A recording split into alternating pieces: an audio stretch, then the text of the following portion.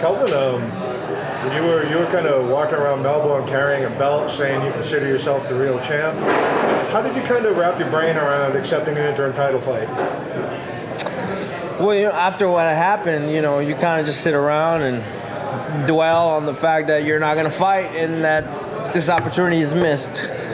And so I'm not one to kind of dwell on things like that too much. So a couple hours passed, and I was just kind of like, where do we go from here? What's the next step? And, I'm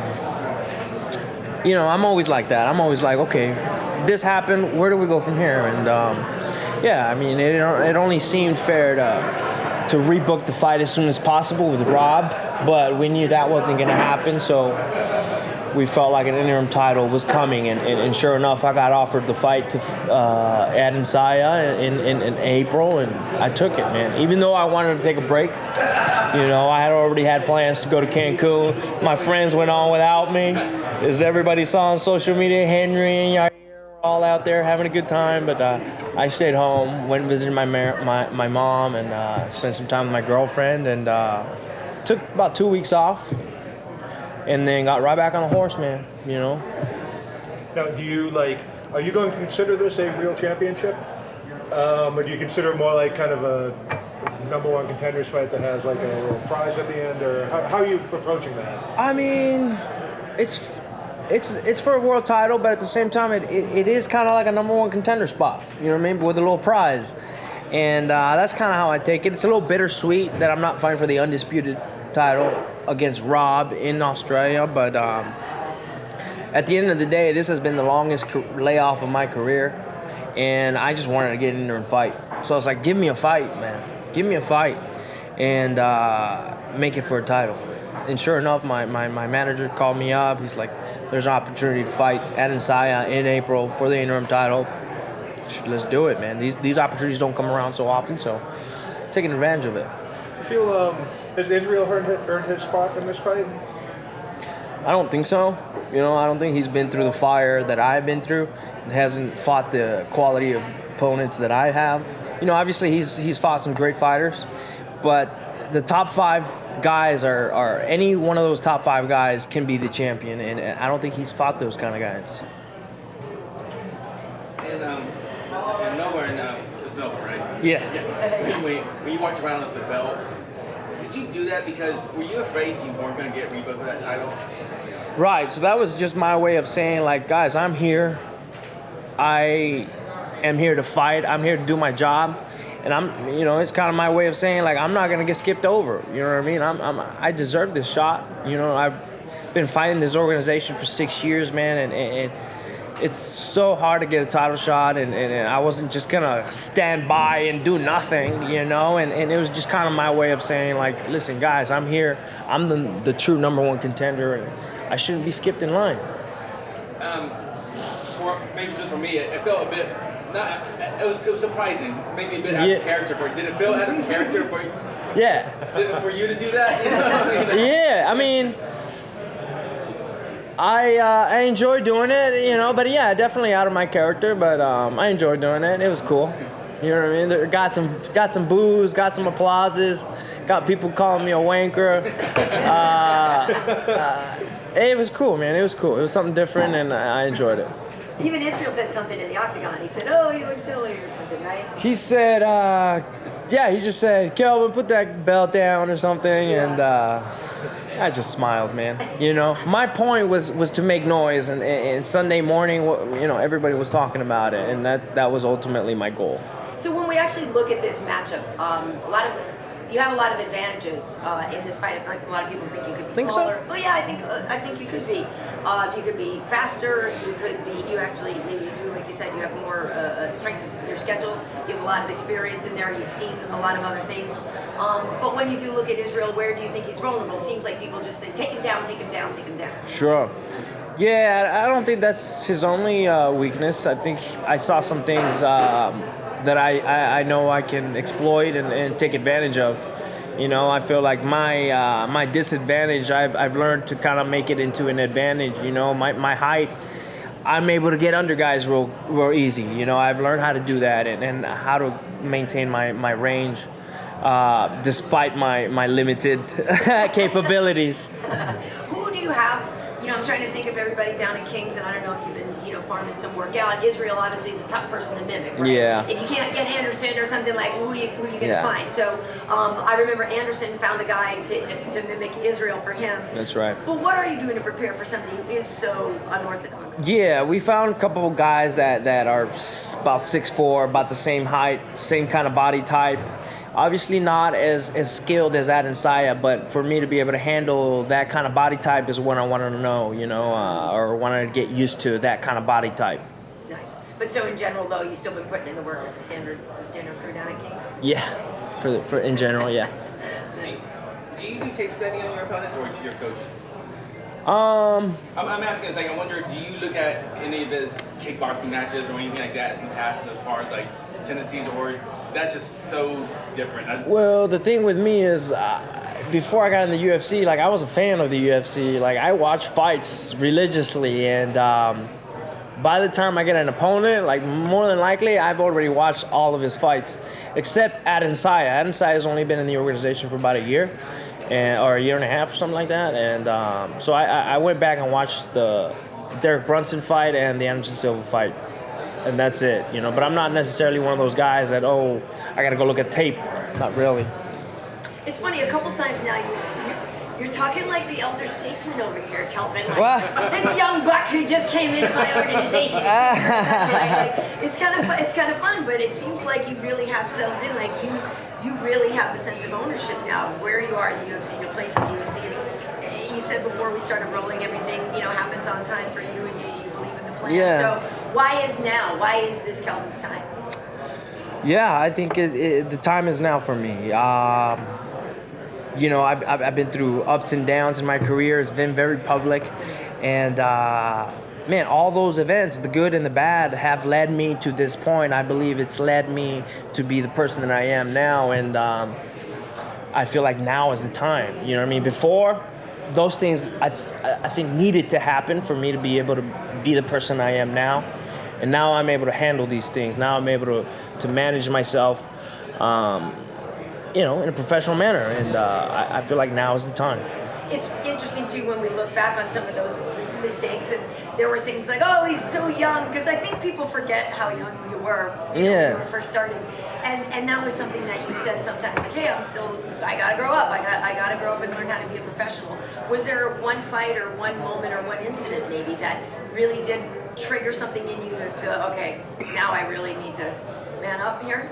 Well, it was several occasions, you know what I mean? When I missed weight against Woodley, that was a big one. When I missed, you know, the failed test against Vitor was a big one too. So it's just little those things that have led me to become better and just more mature and learn from those things. They led you up a weight class as well. Yeah. And for a while you talked about still wanting to fight at 70. Yeah. Is that anything that even concerns you anymore, or where do you feel on that? Not right now. Not right now. My focus is on middleweight and winning this middleweight title, and then defending the middleweight title. You know, I want to be able to kind of have this GSP-esque kind of run where I'm defending the title against the best guys in my division. Is there a sense of any part of you that would have preferred this fight to be against Whittaker? Though obviously we know you want the real fight, not the interim. But in terms of the actual opponent, yeah. Was there something more interesting about Robert versus Israel, or vice versa? Yeah, well, like I said, Israel hasn't been around that long, so I haven't had my eye on him as long as I've had my eye on Rob. You know, I've actually watched Rob rise up through the rankings, move up to middleweight, and then win the title. And so I always thought, like, oh man, this guy plays really well into my style, which is a striking boxing style, and felt like me and him would have been a great fight, like an entertaining fight. And you know, I think he just stylistically he plays into my style really well. Adesanya, on the other hand, is just a different kind of different fighter, a different approach to fighting, and a different body type, obviously, you know. Something different about Israel, though, is his not only willingness, but I gotta be honest, his ability on the microphone is pretty darn good. Like, Yeah. he can talk some smack, he can spin a tail, he's very Sure. good at that, whereas Robert doesn't really engage in that anymore. So I do have her do him talking crap to you every day at work just to get you like ready for it, because No. Israel has a way of getting under people's skin. Yeah, I guess so, but there's so many people that have tried to get under my skin, and I have a pretty thick skin, man. I don't play into that stuff. On the subject of smack talk, is there a line that you can cross in prize fighting as far as smack talk? Because there's Of stuff that's happening now. Yeah. I don't want to bring up those guys because it's about you right now, but I just think there is some lines that shouldn't be crossed, and this rivalry going on right now is escalating to a point where it shouldn't have to. You know what I mean? And I feel like if it keeps escalating the way it is, somebody's gonna end up getting hurt or shot or something. I truly believe that. Is family one of those lines that people shouldn't cross, do you think? I think so. You shouldn't mess with people's wives. You shouldn't mess with people's family or religion. Absolutely. You were speaking Portuguese a little earlier. I know you speak Spanish as well. Obviously, we know that the Latin market is very big for the UFC, and it's obviously growing. It seems like you've kind of internalized that and tried to improve your language skills there. Yeah. What's the long game here, Kelvin? Are you going to be the commentator for Mondays at some point? Commentating, analyzing fights is something I really enjoy doing. I'm not good at being in front of a camera and talking like that, but it's something I really do enjoy doing, and eventually I want to be able to continue down that path. Do you feel a sense, though, of being owned by that Latin community? Like, are you feeling a sense of that they're rooting for you? Do you feel that you've been put in a position, you and Yair especially too is doing great? Yeah. Do you feel that sense of wanting to represent?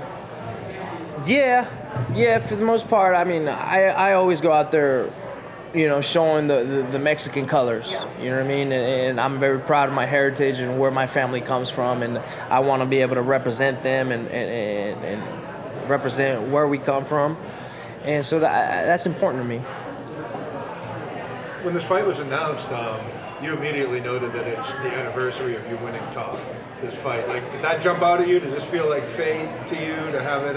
Yeah, man. I mean, when things happen and they're in front of you, it's hard for you to see the big picture, and I was pretty bummed once the Rob pulled out of the fight, but slowly the bigger picture is unveiling itself. And once they offered me the fight to fight on April 13th, I said, that's my day, man. That's my day. That's a day that changed my life forever, and so it's gonna be hard to beat me that day. Looking back on that night, right? Uriah was like, there were very few people who were ever hyped more on the fighter Right. than him, and it was almost like you were like, oh, the guy Uriah's fighting, and that night you came out and kind of proved everyone wrong. Did that night kind of set the tone for your whole run in the UFC, so to speak? Absolutely. I mean, I knew coming in that winning the Ultimate Fighter was just going to be my foot in the door. Obviously my goal was to always be champion, and I just kind of felt like winning the Ultimate Fighter was just my foot in the door.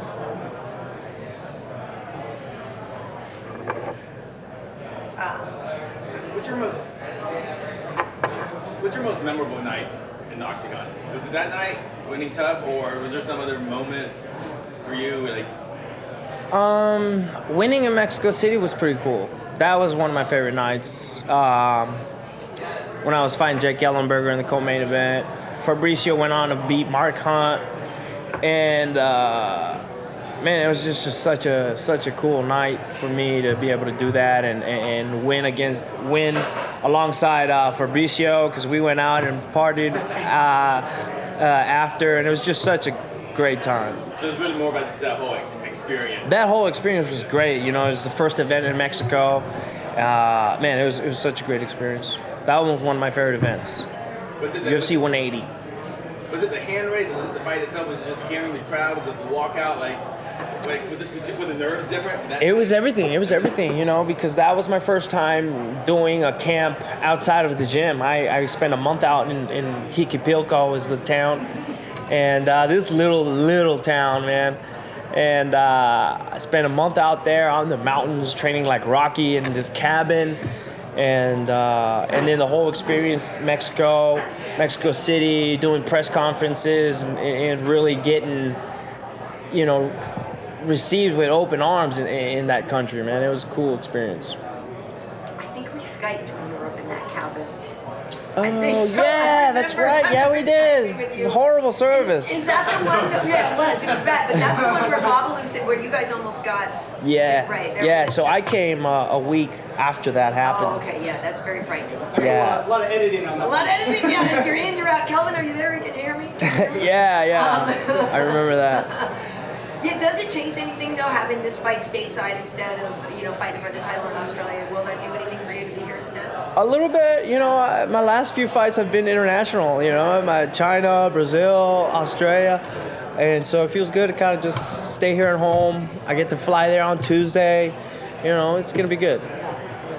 And, since we talked about it before, your weight cutting now, you feel like you have that much more down to a science and everything? Oh, yeah, big time, man. I mean, I like to keep it close now these days, you know what I mean? These days I'm just really, really close to weight, and I like to keep it that way. Well, let's talk about the frustration, though, that you have had. You have been a really long camp, right? So you peaked, you were ready to rock against Whittaker. Yeah. What does that do to your body? I don't know if people necessarily understand, like, peaking and the timing of it, and then how much time do you rest after that?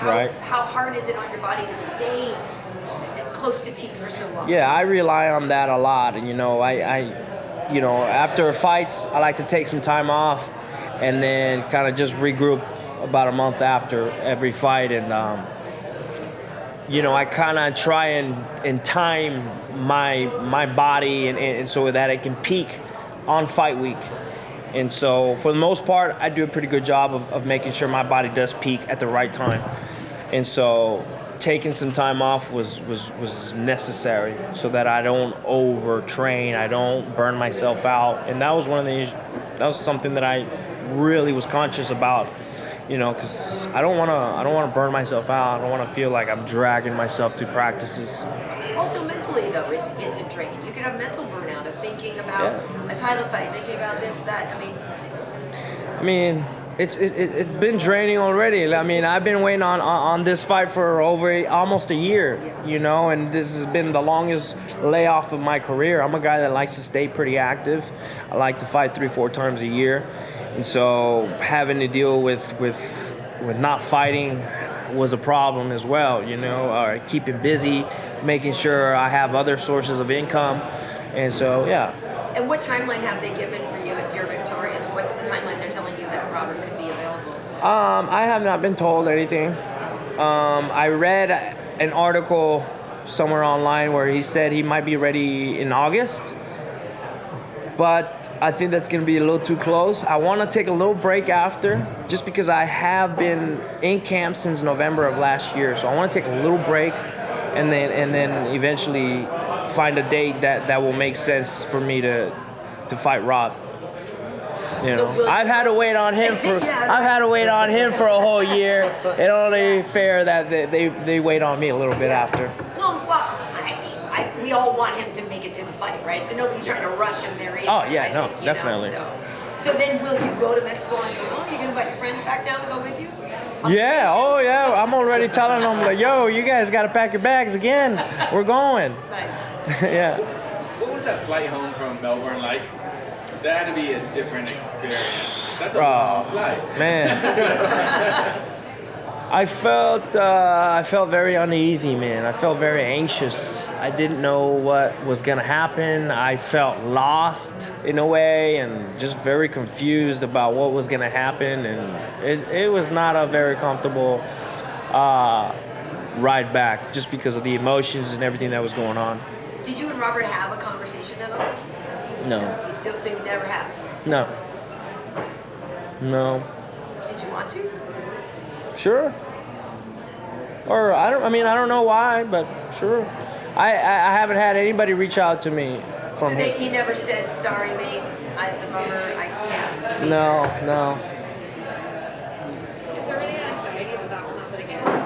A little bit. How do you get over that? You just try not to think about it? You just try not to think about it. Just kind of, you just kind of go in there open like, Well, Jacare just lost an opponent. That's so, right. I mean, I'm sure he'd be ready to come at you again. Oh, I'm sure. He made a post saying he wants to kill me. No. He made a post saying like he would hurt me or something if we fought again. But yeah. What would you have done if they'd offered you the fight without the belt? Would you have waited, or would you have taken the fight because you just wanted to win? Ooh, that's a good question. I don't know. I wanted to fight for a belt. So I don't know if I would have taken one without it being for an interim title. You did have Henry's belt. Speaking of the actual belts, what do you think of the new belt versus the old one? You had a trial run with it. Do you like how it feels and the design of the new one? It grew on me. Yeah, it really did grow on me. Once you see it in person, it's beautiful. It's a beautiful piece. When you see it online, it kind of looks like a plastic and a little fake. But once you have it in front of you, it's like, whoa, this is a beautiful piece of art. But at the same time, you have this image in your head of the other belt, being wrapped around your waist and having that belt and having that image of that old belt. So, yeah. I like that belt. Who exactly is going to be cornering you for this fight? Same guys that were my last few fights. I got Master Rafael Cordero, I got Arthur Strazula, one of his black belts, and then my guys from Arizona that have been with me since day one, Terrell Hunsinger and Chance Farrar. And those guys from Arizona, do they live down here? Do you train them, or is it just for the fight week? Yeah, it's just pretty much for fight week. I mean, they come back and forth from Arizona to California when they can, but yeah.